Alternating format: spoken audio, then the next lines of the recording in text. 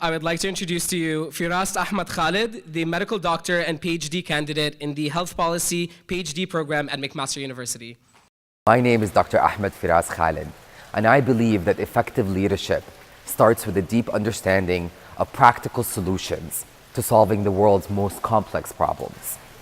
This deep understanding comes from my knowledge about what our society needs today, and from my field experiences where I was immersed in communities learning how to best address complex problems with context-specific practical solutions. I started my journey as an ambitious 17-year-old who had an honest desire to change the world. And so I set out to be an intern at the World Health Organization's headquarters in Geneva, Switzerland. My journey thus far has taken me to more than 3 academic institutions, the privilege to travel the world in different capacities, and the truly humbling experience of immersing myself in local communities to understand better what it takes to improve the quality of life of people around me. When I look back at my time at McGill, I realized that we all were there hoping to make a difference somehow. And as cliche as that sounds, it was true. It didn't have to be on a global scale. Some of us were looking to make a difference in our own families, in our local community, in our academic institutions, in our departments, whether they worked at Ministry of Health. The truth is, we're all looking to make a difference somehow. There are 1.5 million Syrian refugees here in Lebanon. In Canada, we only took 50,000 Syrian refugees in total. Just to give you an idea what it is like, Hamilton's population is 500,000. There's 3 times that number here in Lebanon. For me here living in Canada, the Syrian refugee crisis is close to home. Because in Canada, we also took Syrian refugees. But it plays very differently from 2 parts of the world. My PhD work focuses on the role of research evidence in informing decision-making all around the world, specifically in low-middle-income countries. What I believe our society needs today is for engaged, effective leaders to step up. We need leaders who are willing to listen to what the problems people are saying they have, to really go out there and immerse themselves in local communities so that the solutions they're putting forward are grounded in what people actually need. Thank you for inviting me tonight to be the keynote address speaker. It goes without saying, I'm really honored to be here tonight. I speak to you as somebody who spent the last 4 years of his life devoted to understanding better the biggest public health issue of our time, the Syrian refugee crisis. Raise your hand if you've ever traveled outside of your hometown and lived in a different city.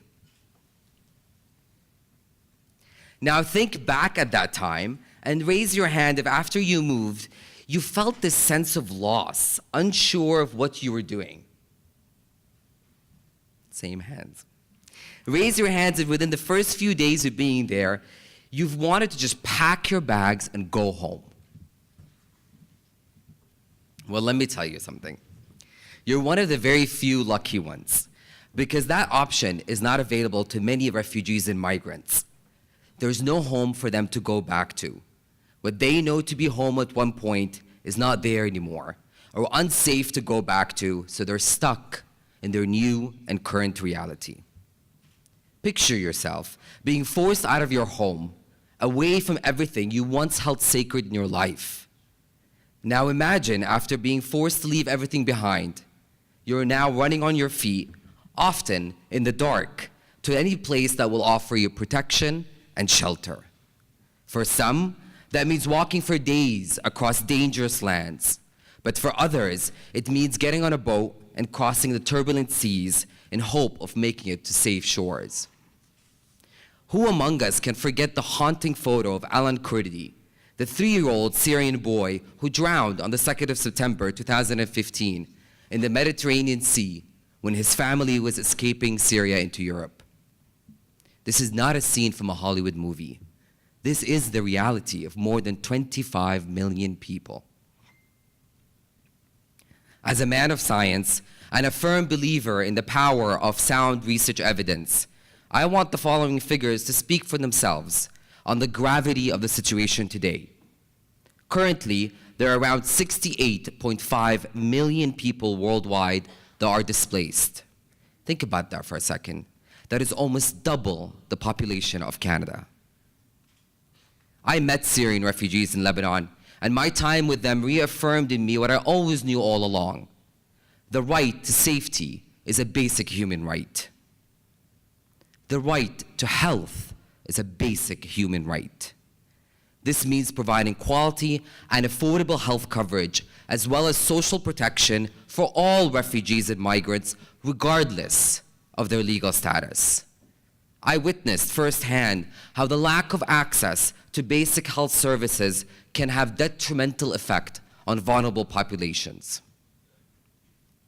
What I find truly humbling is the idea that refugees and migrants often arrive into our host communities with no physical luggage, yet they come loaded with their own set of beliefs, values, multiple languages, extraordinary skills, and rich traditions. We must take a moment and reflect about this beautiful tapestry of diverse people in our communities today. That reflection needs to translate into an understanding of the human capital we are gaining by welcoming migrants and refugees. Host communities like ourselves must gear more efforts on better integration of refugees and migrants. This does not mean that we ask of refugees and migrants to abandon their backgrounds in order to assimilate into our communities, but rather we should be asking ourselves first, how can we benefit from this great resource we just obtained? As a Canadian Jordanian citizen, born in Jordan but grew up in the United Arab Emirates and lived in more than 9 countries around the world, I often get asked, where's home? Where do you belong? To be honest with you, I always struggled answering that question, and for the longest time, home for me was the city I was born in, the place where my parents lived. I recently lost my father, which challenged me to think critically on the meaning of home and belonging. Though my father is gone, his presence in our home in Jordan still makes me feel like I belong there. This reoccurring theme in my head on home and belonging resurfaced while visiting the Syrian refugee camps. I got to thinking at how children born in those camps will grow up one day and have to answer the exact same question. Where is home? Where do you belong? And the answer for some will be home is Zaatari camp in Jordan, the world's largest camp for Syrian refugees. Once I realized that, I changed my definition of what I perceived home and belonging to be. To me, home now is not a physical space. It is not tied to a land. Home is what I decided to be. It is the places we gather and the people we meet. Home is the memories we carry, the traditions and values we hold close to heart. Home and belonging are closely intertwined. Belonging is this idea of fitting into a community, and how much does that community welcomes us and includes us in making it our own home. It is more than just a feeling, it is a powerful catalyst for healthier communities. In a world that's continuously changing with increasing immigration numbers that has brought diversity to our shores, I ask of you the following questions. What builds a sense of community and belonging? How can we adapt our systems to create a more inclusive community? How can we use technology creatively and effectively to create spaces where everyone belongs? So you're probably wondering, where do we go from here? How do we solve these questions? Well, the honest truth is that I don't have the answer.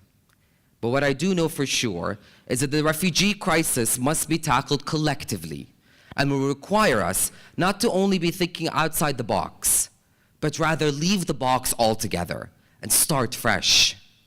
Innovation in our approach is no longer a luxury, it is a must.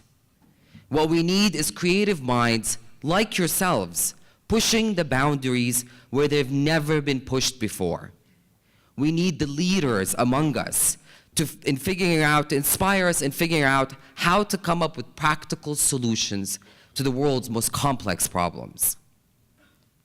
I know that one day we will have to answer to the question asked of us by future generations.